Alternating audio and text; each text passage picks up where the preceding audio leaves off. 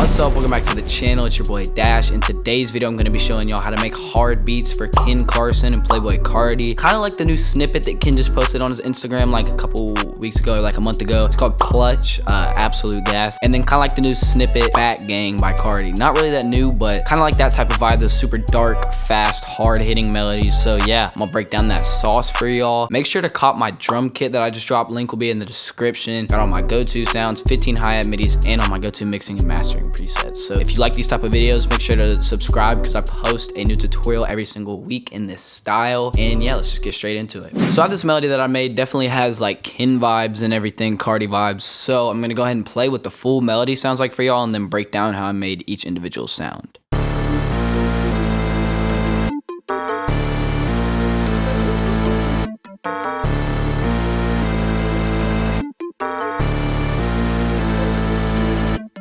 Absolute gas. So I'm gonna go ahead and break down how I made that for y'all. So this first sound that I started with is a synth. So I got the synth from Serum. Shout out to Shark Boy. I'm pretty sure I literally just used a bunch of sounds from his new bank in this beat because he just dropped a new bank. Make sure to go cop that because it definitely has all these like Ken type of sounds. But got this sound. It's called the double lead, and I just played out a little pattern. So I'll show you what that sounds like.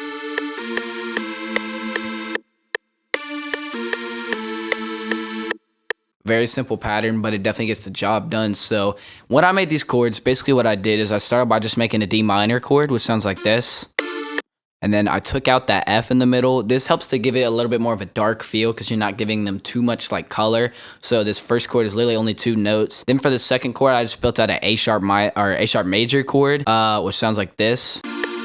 And then again, I took out that second note. And then for this one, I took this A sharp on the bottom and dragged it up an octave. This just makes it to where the melody sounds like it's going up and up and up. So then I added this A minor chord, which sounds like this. And then all I did was took that C and put it up an octave. Again, this is just so that the melody keeps going up and up and up. So again, it gives it that darker feel when you don't slam that second note. But sometimes you want to throw it in there. So here's what those 3 chords sound like. And then same thing here. All I did this time was I took this A out and just literally put it as 2 Ds, which sounds like this. So basically that's not even a chord. That's really just 1 note playing on 2 octaves. But again, I wanted to give it that feel. There's the notes going up and then up and then up and then up again. And then it kind of comes back down. So with these chords, this one is literally just the exact same chord as this one. And then this last chord is the same chord as this, but without the C. And I made it an A.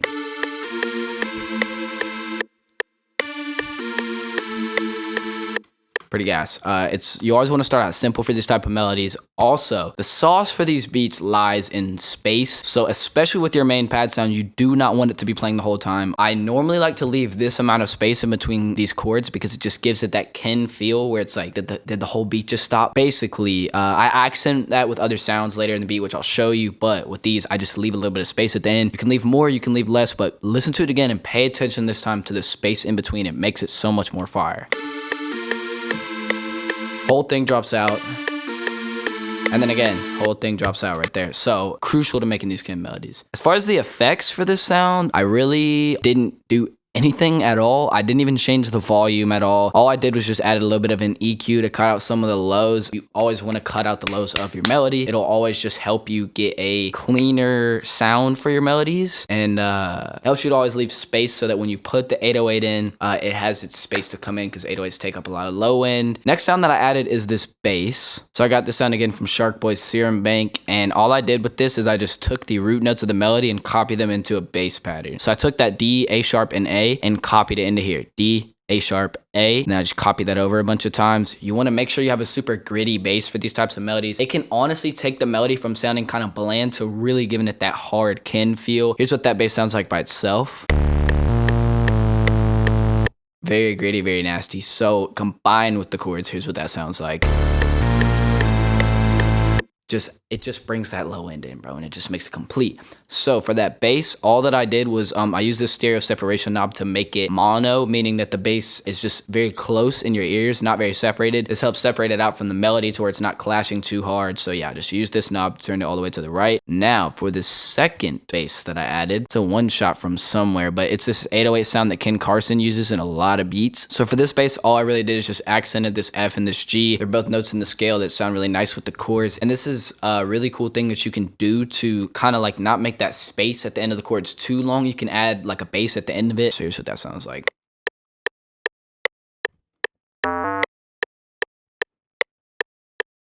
So yeah, for effects for that, all I really did was again make it mono, and then I added a love filter, and then I went into these presets, and then I added a simple low pass, cut out some of the lows with this EQ right here. So without effects, here's what it sounds like, and then with effects, here's what it sounds like.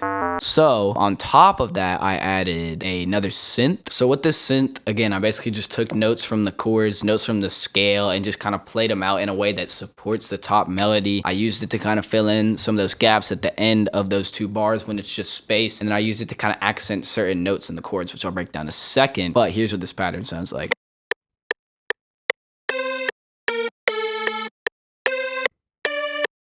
So yeah, it kind of sounds trash by itself, but in the context of the melody, it sounds pretty cool. So what I did for this sound is I used a C, A sharp, A, and a D. So the C in this first chord is the 7th, meaning that if I add it in that lead, it's gonna just give it a little bit more color without making it too happy. So that's why I added that note. And yeah, I kind of did that. I used some 7ths, I used some 3rds, and added them in the lead rather than in the actual chord. It's something that kind of like Kurt Cobain used to do. Like if you listen to some of their songs, he'll sing like the 7th of a chord while he's playing like a normal power chord, and then he'll sing like the 3rd or the 7th or, you know, whatever note he wants to sing to kind of fill in the chord and complete the chord. So that's kind of what I'm doing with this lead. But yeah, so who knew that we would be using Kurt Cobain sauce in trap beats? But yeah, we are. So as far as the effects on this sound, all I did was add a little bit of an EQ again, just cut out some of the lows. And then the only other thing I added on top of that is a Fruity Flangus. This is literally a stock plugin. Like if you just click add plugin, it's like right here.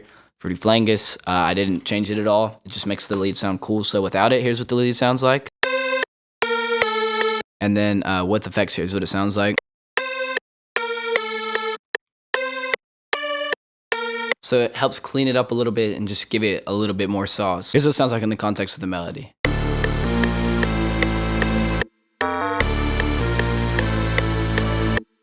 So next sound that I added is this pluck. It seems complicated, and it is kind of complicated, but I don't really have any rhyme or reason to why I did this. When you listen to a lot of Ken's songs, it just has this very distinct like melody that trails up. I actually trailed it back down, which I'll show you in a second, but it's really just about hearing it by ear, hearing what notes sound good, trying out different notes. I use this sound to, again, just fill in some of the gaps, just accent the melody a little bit. So here's what that sounds like. I actually just took it and literally, if you look at the notes, I just went in reverse. So I took this top note and went down from there, if that makes any sense at all. So for the effects for this sound, I added, again, EQ, Fruity Flangus, I don't know what it's called. Same thing I added on the synth, but I just separated a little bit more, turned it down. So without effects, here's what it sounds like. And then with effects, here's what it sounds like. So yeah, just helps it, again, be in the background a little bit more and helps it to sound a little bit more saucy. So with everything in the melody, here's what we got.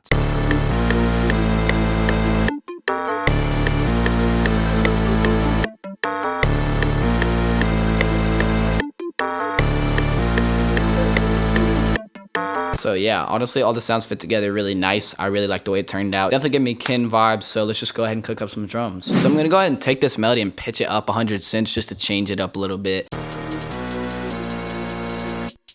So the hi-hats are an important sound to have stop when the synth stops, just so that it really accents that stop more and just makes it more like, what did the whole beat just stop? That's a pretty simple pattern, but I'm just gonna go ahead and copy it over. With Ken beats, sometimes you wanna add crazier rolls, sometimes you don't. Honestly, I'll make this one a crazier roll. So you can use some straight rolls, which you can just do by going onto your grid, putting online. And you can use some 1/6 rolls, just go into your grid, put it on 1/6 beat.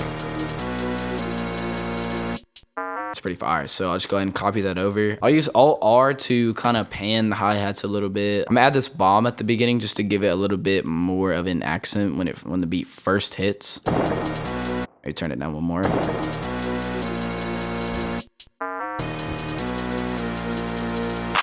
I'll pull up this Lex Luger clap from my kit.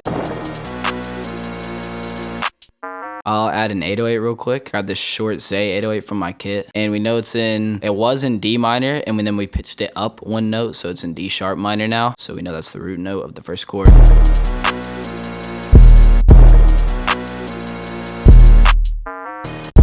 pretty pretty fire. I'm gonna cut it out right here and then accent it with another 808. Now I'm gonna go ahead and pull up this 808.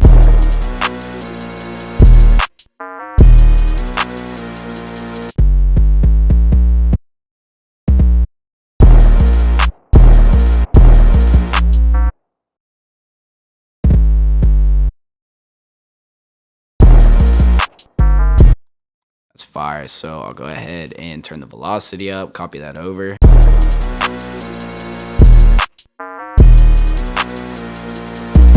I feel like it needs a little bit more, so I'm gonna go ahead and add a snare from my kit.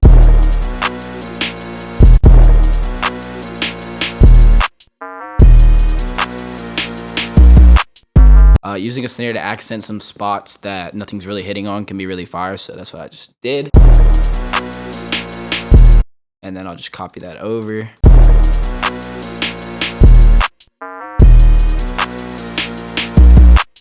Oh, also, I kind of want to make this 808 go up at the end, and then after this, I should be good to just arrange it out. So I'll just do that in the second half. So instead of having it go down, I'll have it go up. And then here's what that sounds like. I really like how that sounds, so I'm gonna go ahead and bounce that out, and then I'll be right back. So yeah, I just bounced out the beat. It's pretty fire. I really like it. Let me know if y'all liked it in the comments. Again, if y'all like these type of tutorial videos, make sure y'all subscribe, hit that bell, because I post videos like these every week. Make sure to drop a like, all that good stuff. I don't want to ramble on for too long. Let me know what y'all want to see next, and yeah, bye.